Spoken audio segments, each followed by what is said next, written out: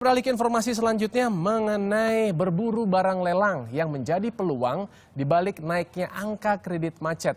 Lelang mobil bahkan bisa menyediakan untung yang menggiurkan bagi Anda yang jeli dan memahami bagaimana tata cara lelang.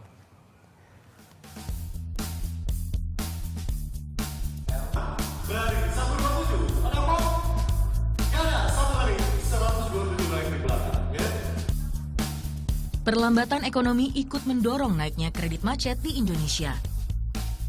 Presentasi kredit macet perbankan di bulan Agustus 2015 naik 0,45% dari bulan yang sama di tahun sebelumnya. Pada Agustus 2014, kredit macet sebesar 2,31%. Sementara di Agustus 2015, jumlahnya naik menjadi 2,76%. Kredit macet juga melanda pembiayaan kendaraan bermotor. Kredit dikatakan macet jika debitur lalai membayar kredit yang mereka ajukan dalam jangka waktu tertentu. Masa tenggang setiap bank berbeda. Rata-rata, barang yang dikredit akan ditarik atau disita oleh bank setelah mencapai waktu 2 bulan. Kemudian disimpan selama 2 minggu di gudang sebagai masa penebusan. Jika respon dari debitur masih nihil, barang pun siap dilelang. Penyebab kredit macet beragam dan menimpa berbagai kalangan. Campur-campur, ada dari usaha, kalau presentasinya mungkin lebih banyak ke usaha kali ya, wirausaha, ada juga mungkin karyawan, pekerja, dan juga mungkin ada korporasi juga. Itu banyak sih sebenarnya, mungkin dari kemampuan, mungkin dari usahanya, mungkin ada beberapa daerah yang komoditinya kurang bagus, kayak misalnya Kalimantan, waktu itu efek dari dari batu bara. Ajang lelang ini membuka peluang usaha bagi sejumlah orang, salah satunya Muhammad Raihan. Setiap bulan ia bisa membawa pulang hingga 70 unit mobil untuk dijual lagi ke berbagai showroom di Samarinda, Surabaya, dan Balikpapan. Komisi 3 juta hingga 5 juta rupiah bisa ia kantongi yang ia dapatkan dari hasil penjualan per unit mobil. Ya, komisinya ya alhamdulillah lah judulnya. Ya menjanjikan ya alhamdulillah, ada mobil, ada rumah, anak saya kuliah, ada toko, ada modal lah. Ya kuncinya satu aja, jujur.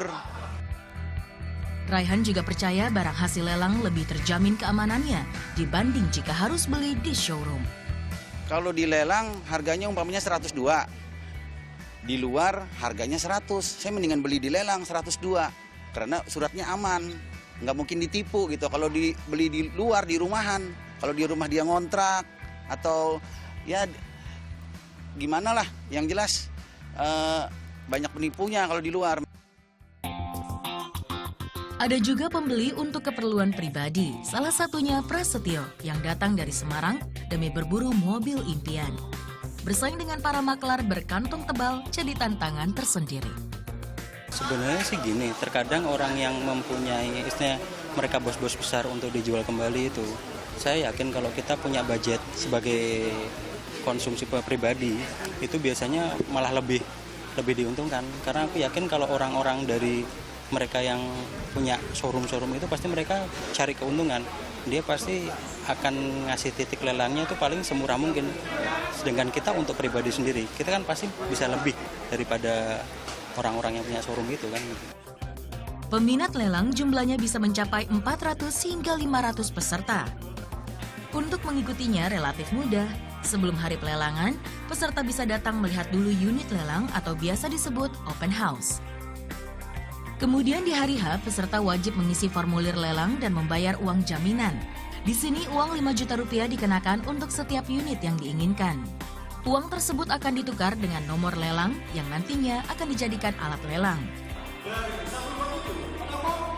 Pelelangan dipimpin oleh pemandu lelang. Harga akan naik mulai dari Rp500.000, Rp1 juta hingga Rp5 juta.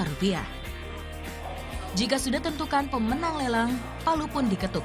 Kemudian data-data akan digelar dan diresmikan oleh pejabat lelang.